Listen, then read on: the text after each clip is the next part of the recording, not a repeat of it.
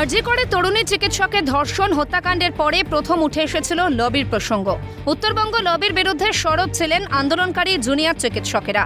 মালদহে তৃণমূল নেতা খুন নিয়ে পুলিশের ভূমিকা প্রসঙ্গে বলতে গিয়ে এবারে লবির প্রসঙ্গই মুখ্যমন্ত্রী মমতা বন্দ্যোপাধ্যায়ের মুখে।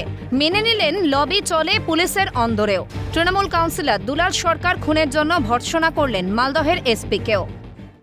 আর আইবির লোকেদের, Rajib, you have to take a strong step for DIB. একটা ইনফরমেশন তারা রাখে না, একটা ইনফরমেশন দেয় না, তারা পোস্টটাকে নিয়ে খেলা করে। আর তোমাদের আবার আছে পুলিশ প্রীতি, তোমাদের এক একজনের এক এক রকম আছে। যারা সত্যিকারে কাজ করে, অনেক সৎ পুলিশ অফিসার আছে, খেটে খায়, তাদের দিকে তোমরা নজর দাও না। লবি চলে, লবি। কোনো লবি চলবে না, লবি একটাই, লবি হচ্ছে মানুষের।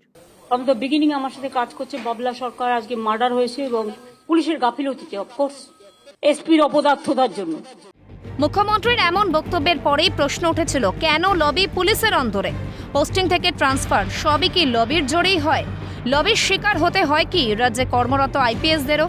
এজন্য বহু কর্মদক্ষ আইপিএস অফিসার কি নিষ্ক্রিয় হয়ে পড়ছেন? মুখ্যমন্ত্রী সব জেনেও কি চুপ থাকেন? নির্দিষ্ট বৃত্তের বাইরে আর কারো কথা শোনেন না মুখ্যমন্ত্রী। বিস্ফোরক রাজ্যের প্রাক্তন আইপিএস অফিসার দেবাশিস ধর। আইপিএস অফিসারদের মধ্যে যে কোনো ক্যাডারে, বিশেষ করে আমাদের পশ্চিমবঙ্গে বেশ 2-3টে লবির কথা কারোরই অজানা নয়। এবং এই লবির শিকার, বিশেষ করে যাদের সেরকম ধরনের ব্যাকিং থাকে না বা উপরে গডফাদার থাকে না, তাদের কি ধরনের নির্যাতন বলুন বা যে ধরনের বিভিন্ন রকমের প্রবলেমের শিকার হতে হয় সময়ে সময়ে, সেটা আপনি পোস্টিং থেকে আরম্ভ করে বিভিন্ন সময়ে বিভিন্ন শাস্তির খাড়া থেকে আরম্ভ করে বিভিন্ন জিনিস।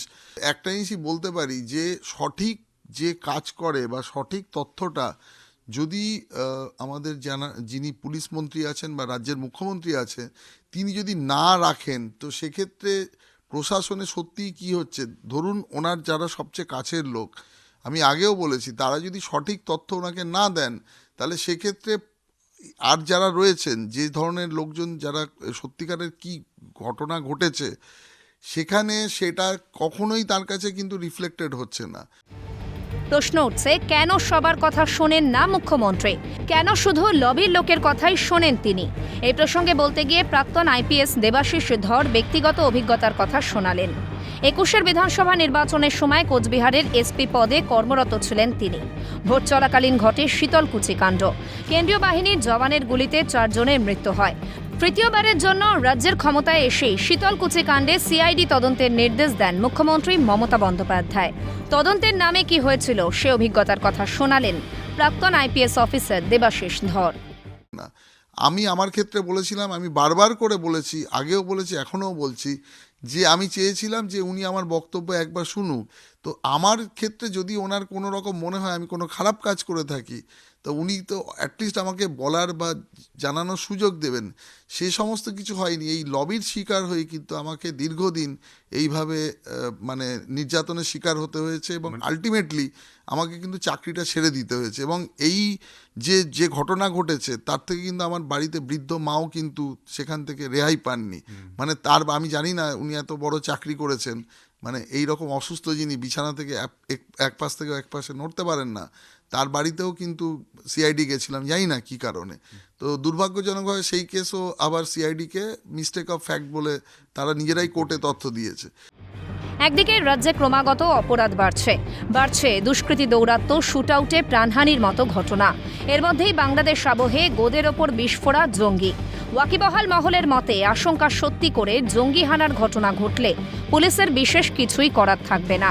পুলিশের অন্দরে লবিবাজির কারণে দক্ষতা হারাচ্ছে পুলিশ। কার্যত দুষ্কৃতী ও জঙ্গিদের চারণভূমিতে পরিণত হচ্ছে পশ্চিমবঙ্গ। একই কথা প্রাক্তন আইপিএস অফিসার দেবাশিস ধরের। যারা যারা পদাধিকারী আছেন তাদের ওপরে যদি আবার বলি এরকম অ্যাটাক হয়, তাহলে জঙ্গি গোষ্ঠী বা তাদের যদি কোনো এরকম স্লিপার সেল, বা ধরুন স্লিপার সেল ছেড়ে দিন, এবার যদি কোনো আত্মঘাতী কোনো জঙ্গি আজকে এসে কোনো ঘটনা ঘটায়, আমাদের কিন্তু খুব খারাপ দিনের জন্য অপেক্ষা করে থাকতে হবে। তিনি নিজেও কিন্তু একটা আশঙ্কা প্রকাশ করছেন, কারণ পুলিশের যে পুলিশ স্কিলের যেটা থাকা দরকার সেটা নেই, পুলিশিং কাজের বাইরে গিয়ে তারা কাজ করছে, যার ফলে সেই জায়গা থেকে দাঁড়িয়ে যদি একটা বড় ধরনের কোনো হামলার ঘটনা শহর কলকাতা বা রাজ্যে ঘটে, তাহলে তার মোকাবিলা করার মতো যে পুলিশিং যে ব্যবস্থাপনা সেটা কিন্তু নেই, যে কারণেই আশঙ্কাটা করছেন প্রাক্তন আইপিএস দেবাশিস ধর। ক্যামেরায় সুময় দাসের সঙ্গে মফিজুল ইসলাম, ক্যালকাটা নিউজ, কলকাতা।